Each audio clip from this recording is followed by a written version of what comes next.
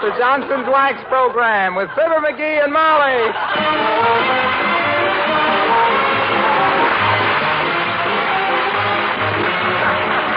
The makers of Johnson's Wax Products for home and industry present Fibber McGee and Molly with Bill Thompson, Gail Gordon, Arthur Q. Bryan, and me, Harlow Wilcox. The script is by Don Quinn and Phil Leslie. Music by the King's Men and Billy Mills Orchestra.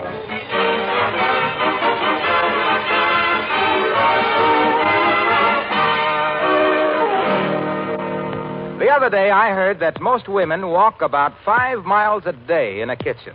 Just think, over 1,800 miles a year. That's a lot of walking. No wonder kitchen linoleum looks drab and dull. That is, unless it's protected with wax. Now, Johnson's Self-Polishing Glow Coat will keep your kitchen linoleum and other floors bright and shining, no matter how much you walk on them. And Glow Coat is so easy to use. There's no rubbing or buffing. You merely apply and let dry.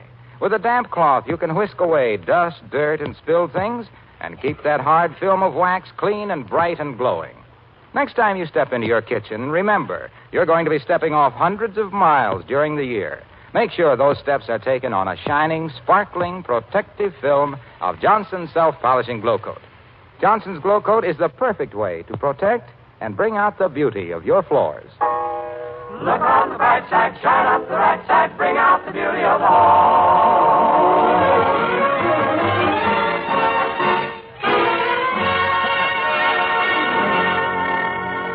The Bon-Ton Department Store is the scene of a shopping expedition this morning by one of Wistful Vista's leading citizens and her husband. Here she is leading him through the housewares department right now as we join Molly McGee and Fibber.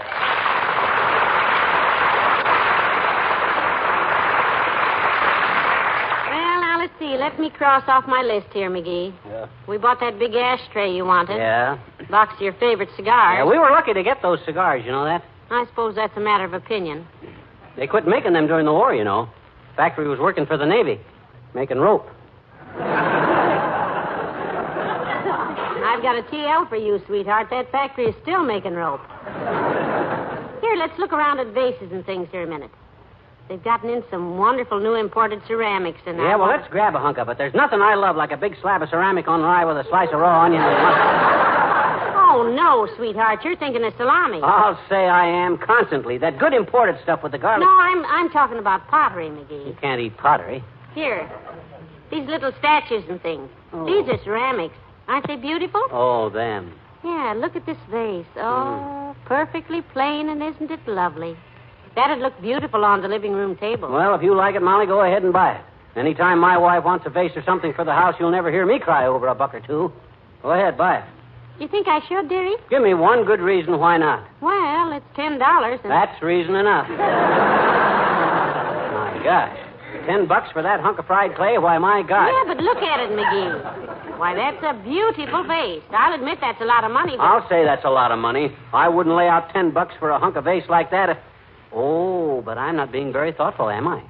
You'd really like to have that vase, wouldn't you?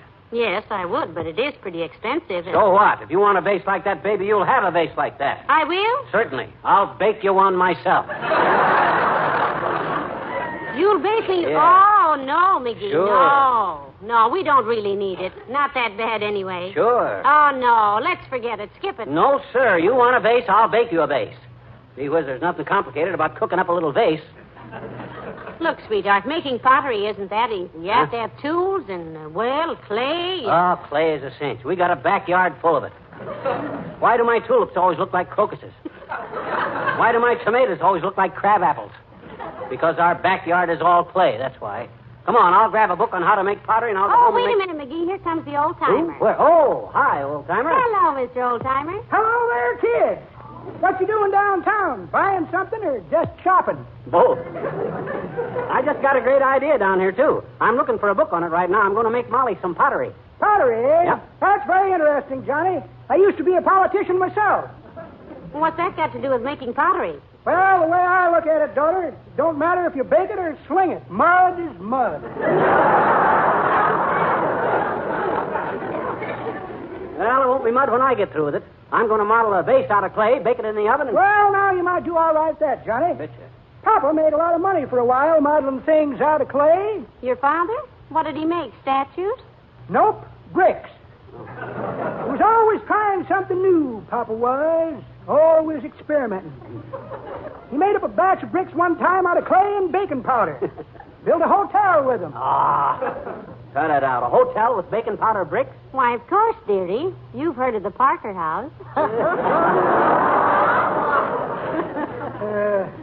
Daughter, I don't want to be rude, but who's telling them, you or me? Well, I'm sorry. I'd like to stand here and do straight lines for you, kids, but I gotta go home.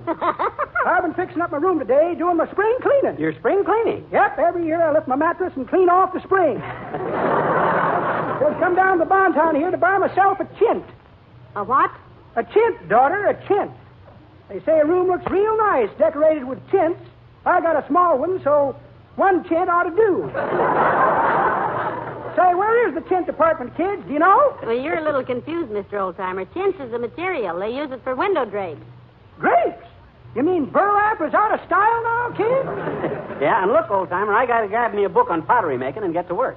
Say, isn't your cousin Salvador a painter and sculptor, dearie? Yeah, he makes faces and busts. I'm going to make a vase and mug. Well, that's pretty good, Johnny, but that ain't the way I heard it. The way I heard it, one feller says to tell a feller, he says, don't touch my back, I got a terrible sunburn. Is that so, says t'other feller. Why didn't you use suntan oil? It's no good, says the first feller. I drank 3 bottles of it and still got blisters.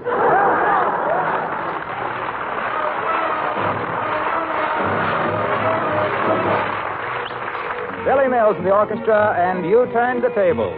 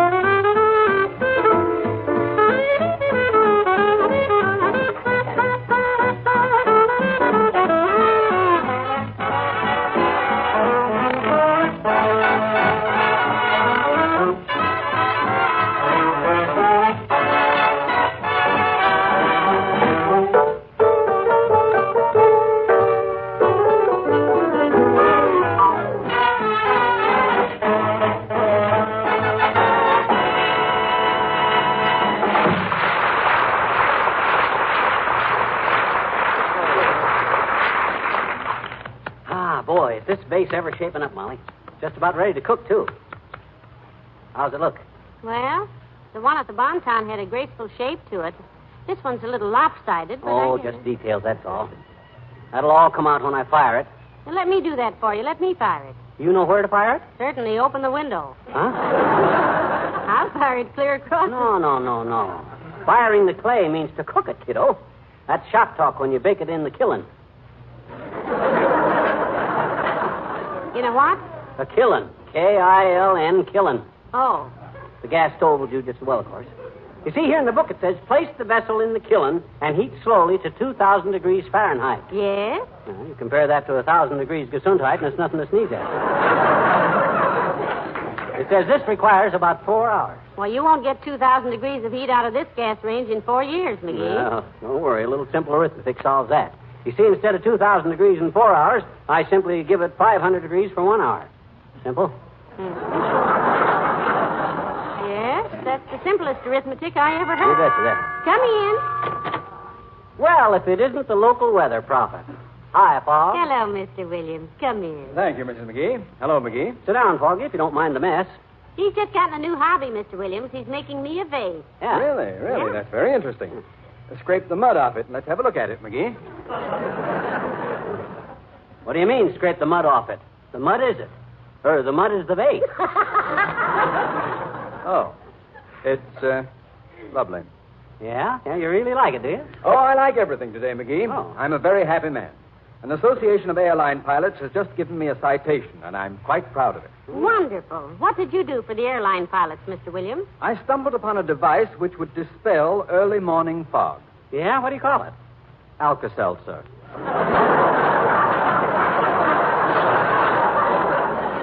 Hey, you do quite a bit of scientific research on the weather, don't you, Foggy? Quite a bit. Yeah? Quite a bit. My brother Cedric and I used to work together on it. Mm-hmm. He was the lightning calculator.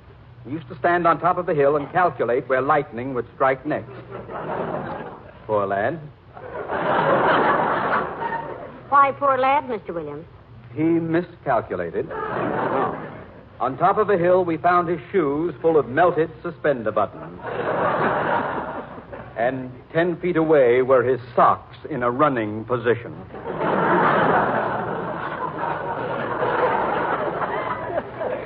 You know, Fogg, I never knew that the weather business could be so interesting. You've really had some weird experiences, haven't you? I've kept busy. Yes. Just this morning, for instance, I had a postcard from the Coast Guard. Really? What did the Coast Guard say on the postcard?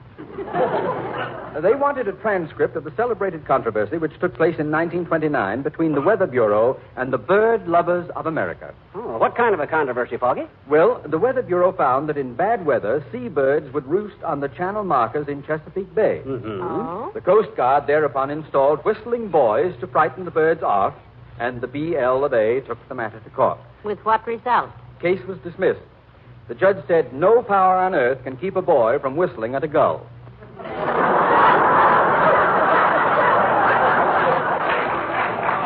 Well, good day. Probably.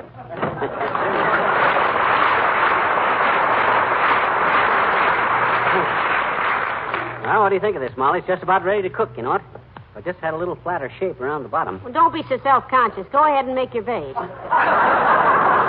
Okay, open the oven door, kiddo. She's ready for firing. All right. Hello, Molly. Hi, pal. What were you doing in our oven, Wilcox? Don't be silly, McGee. Mr. Wilcox just came in coincidentally with the oven door opening. Oh, that was it. Isn't often we give you your choice of two openings, is it, Mr. Wilcox? No, and don't think I don't appreciate it. Hey, what are you doing with the muck, Mac? It's a new hobby, Junior. I just took up pottery. Well, put it down quick. You're getting your hands all dirty. His hands? Look at his face. He looks like he swam across Oklahoma. Well, I got no time to worry about a little dirt. A good craftsman is completely obvious of things like that there.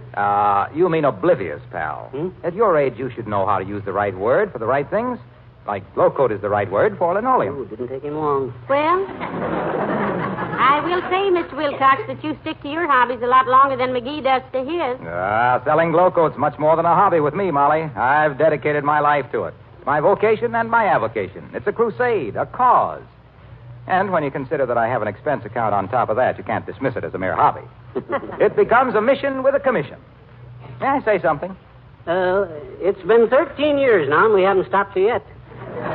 Let me put this vase in the oven. What is it, Mr. Wilcox, as if we didn't know? Well, I just wanted to tell your guts and little Borglum here not to worry about the consequences of his hobby. What if he does get clay all over the linoleum? And he has. Go ahead and splash it around, pal. Be yourself. With the floor protected with Glow Coat's tough wax film, spots are easy to wipe up with a damp cloth.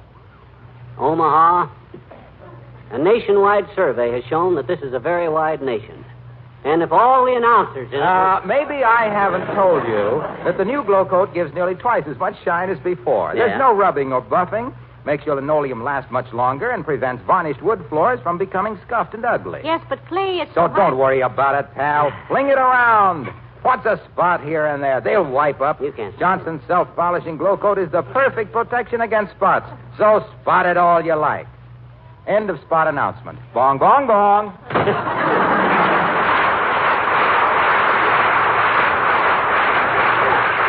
You know what I'm going to... You You know what I'm going to do, Molly? While that vase is cooking, I'm going to whip us up a flower pot for your geraniums. Yeah. Say, how long does the vase have to cook anyhow? Well, let me see now. I could look it up in the book.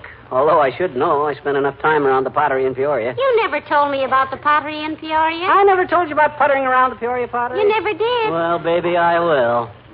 You see, the proprietor of the Peoria pottery was a fellow named Peter Porter. And I worked there as a porter for Peter and his pater in the pottery place. Papa Porter, Peter's pater, was not only a potter, too, but also Peter's partner. Oh? So while Peter and his pater potted their pottery pots, I potted for the potters and puttered around the pottery like any porter with a whole pottery to putter in with putter. It got so interesting that Peoria people used to peep into the premises to watch Peter Porter potting pots, Pat Porter, Peter's pater, patting pottery, and me, the porter, pitter, patting around the pottery. And between the puttering, the pottering, the pittering, and the pattering, the porter and his pater, would you go in someplace, kiddo?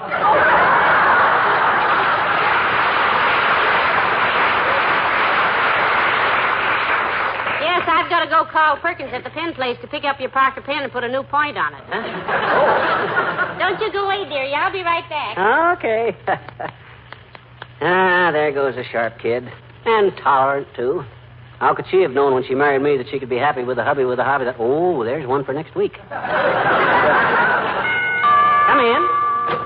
Hi, mister. Oh, hi there, Teeny. Hi. Hi. What you doing with all the mud, mister? What you doing with it? Watcha. It isn't mud, sis. It's clay. Gee, is that clay? Mm-hmm. Gee, let me see some. Here. So that's what Mama says Papa has feet of. She does, eh? Yes, she always... I say she does, eh? Who does? Your mama. That's fine. Says that. Says fine. Says your daddy has feet of clay. I know it. Oh, but he really hasn't, though, I betcha.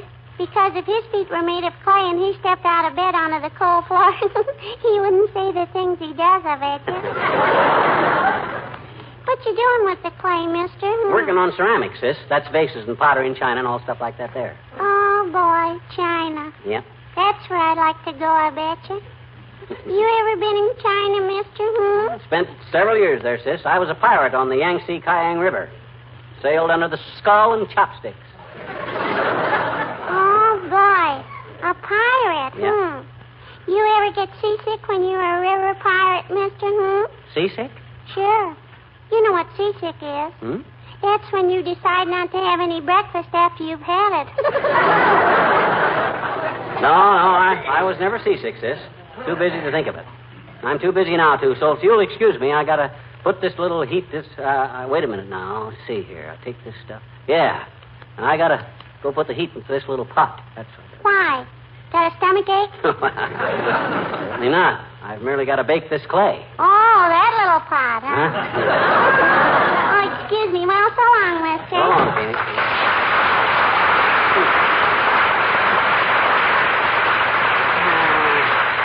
What other pot did she think I meant? Oh, well, kids don't make much sense anyhow. Now, people just leave me alone from... Oh, hi, Molly. Well, how's the vase coming along? Fine. Isn't it about time you stuck a fork into it to see if it's done? That oven's pretty hot, you know. Hand me the book, will you? I'll look it up. Here. Thanks. Now, let me see. It says here, after the vessel is properly shaped and molded, allow to dry thoroughly before placing in kiln or oven. Dry thoroughly. What's that for? Oh, let's see. It says here, warning. If moist clay is placed in hot kiln or oven, steam will form and result in a violent...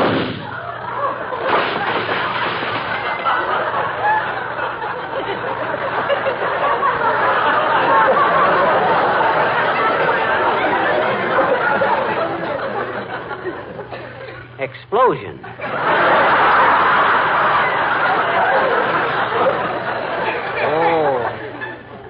Oh, I see. You scrape the mud off the walls, kiddo. I got to get started on a new vase.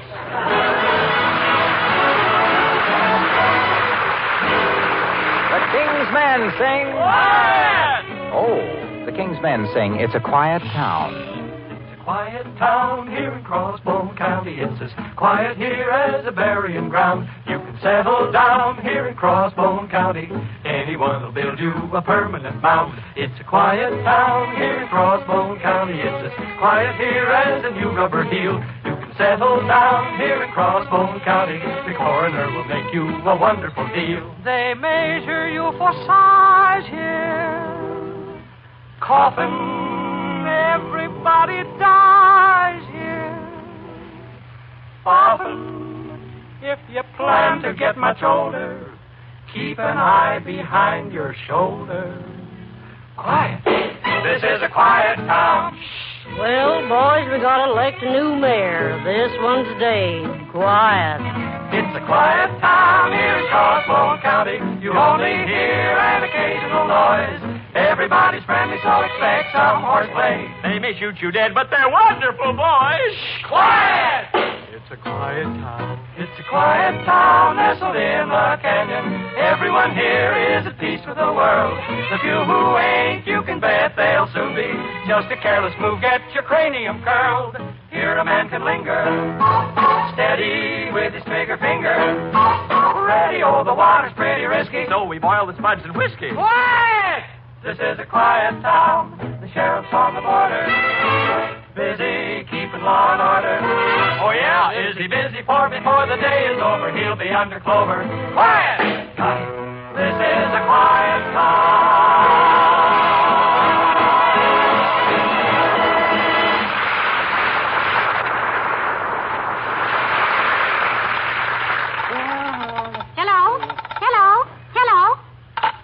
Funny, McGee, he hung up. Who hung up? Dr. Gamble. Oh, why'd you call him? These explosions haven't hurt anything but my pride. Well, I didn't call him. He called you. Yeah? He asked me what you were doing, and I told him, and he got very excited and said, hold everything, he'd be right over, and hung up. Ah, that old snoop.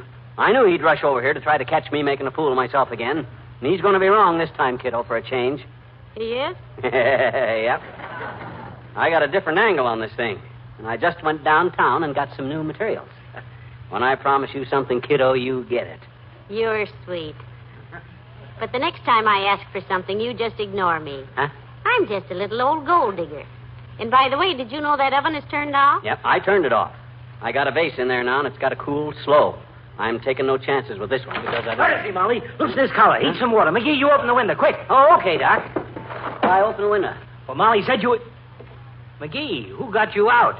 Out of what, Doctor? The oven. Huh? You told me on the phone he had his face in the oven. That's why I rushed... No, Doctor, no. I said he had his vase in the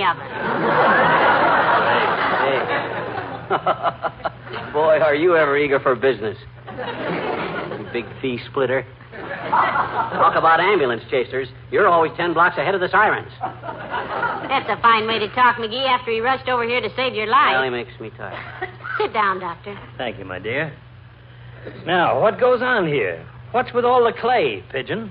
Well, I'll tell you what's going on, Doctor. I admired a vase at the Bonton. It was a tall, vaseful grace that would have looked beautiful on the tipping room label, you see. So he walked up. Let me tell it, Molly. You're confused. For your information, Knuckle Nose, I'm the kind of a husband that when my wife expresses a desire for something, he's the kind of a guy that I see that she gets it. So, when she sees the vase downtown, I says, relax, kiddo. I says, I'll bake you one exactly like it. So just tread lightly, Fatso. It's still in the oven. Oh, fine. Yeah. I've seen you through at least 48 hobbies, and you've been a dismal flop at every one of them. You took up fly casting, and what did you catch? The lobe of your left ear. It was his right ear, Doctor. Then you took up the piccolo, and I had to saw it in half to get your pinky out of the E hole. It was the G hole. And now, pottery. Well, it's harmless, I guess. That's your opinion. You should have been here when he blew the door off the oven. Blew it clean across the kitchen, Doc. Yeah. Took me 40 minutes to get it back on and 8 rolls of Scotch tape. Well, that's more like you, Jughead. I'd hate to think you'd let me down by doing anything sensible. So you're a pottery maker, are you? Yep, pottery. Look, mud hand. Anytime you produce anything ceramic that doesn't look like it was made out of a cup custard by a blindfolded Potawatomi with the hiccups while riding full gallop across a railroad trestle on a lame camel in the dark of the moon, I would like to see it. Heavenly days, so would I. Oh, you would, huh? Well, watch this, both of you. Open the oven, Molly, but don't touch the base. It's still hot. Well, why, McGee, you did it. He did what? Let me see. Well, I seem to have misjudged you, my boy. That's a very handsome vase. You want to sell it? No, sir. This vase is for my little wife. And there ain't enough money in this whole world to buy something on which my little wife has her heart set on that I've got especially for her. You making me an offer? No, I'm just testing character. You've just proved what I've always said. You're still a no-talent, double-dealing cheapskate. You're not Goodbye, just saying Molly. Huh? No, I'm not. Goodbye, Molly. Pip-pip, Potter.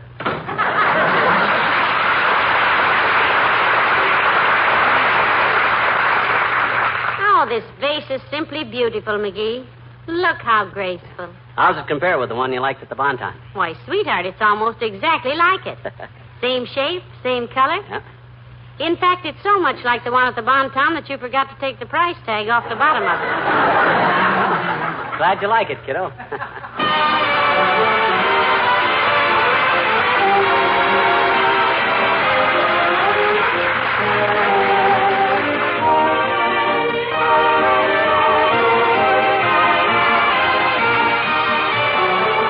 Fibber and Molly return in a moment. Car owners, here's an offer you can't afford to miss. You can get a soft, fleecy woolen car dusting mitt, a mitt that fits your hand so perfectly, a mitt that makes car dusting a snap, a 49-cent value, and you can get this amazing value at no extra cost. Here's how you do it. Simply get a can of Johnson's Car New, the liquid car polish that cleans and shines your car in one easy application. The handy dusting mitt will be attached to the can. There's no extra charge, no coupon to clip, nothing to send in. Just get a can of Johnson's Car New at the regular price, and the soft, washable dusting mitt is yours. It's just the thing you've been looking for to keep your car clean and sparkling. Better get two, though, because women say they're the perfect dusting mitt for around the house. Ask your dealer for your dusting mitt today. Remember, there's no extra charge. The mitt is yours with a can of Johnson's Car New.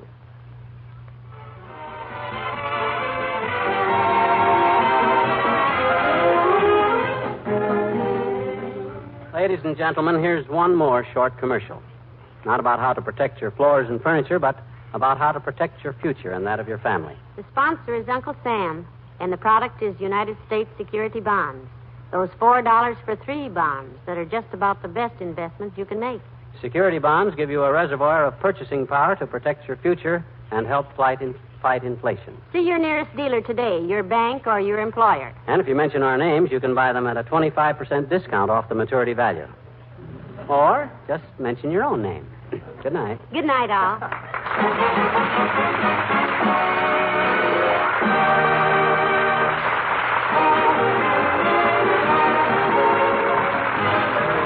The makers of Johnson's Wax Products, Racine, Wisconsin, bring you Fibber McGee and Molly each Tuesday night at this time. Be with us again next week, won't you?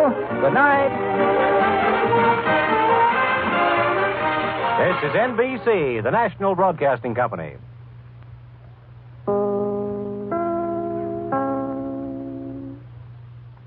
WMAQ NBC in Chicago.